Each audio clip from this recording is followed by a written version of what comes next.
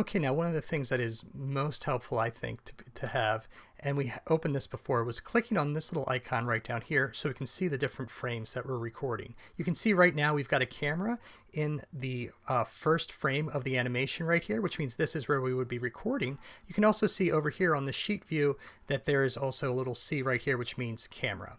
So to take your first picture, all you need to do is just press the Enter key on the keyboard. And now if I move this just a little bit, you'll see what the onion skinning is.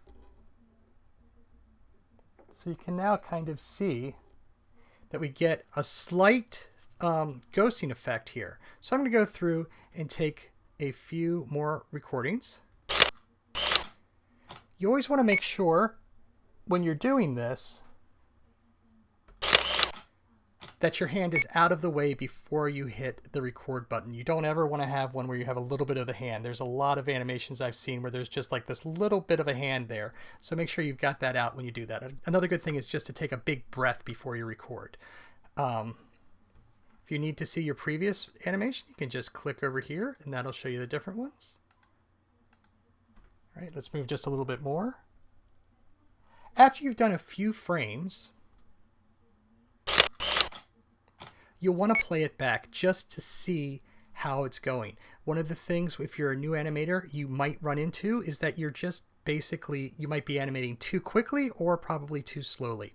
So let's play here. We can do that just by pressing the space bar. You can see that's going pretty quickly. So if I go here, I can reduce the frame rates by 12. Now let me move this out of the way here. Now you can see we have a lot more sense of motion, but the lower the frame rate, and that's the amount of frames that are being shown per second, that's what FPS means, the more choppy it's going to be. I'm going to jump it all the way down to 8. So you have to animate less, but you're also going to be sacrificing smoothness with this. All right, I'm going to go back up to 24, which is the normal speed for film, and I won't make you guys watch this, but I'll go through the entire piece.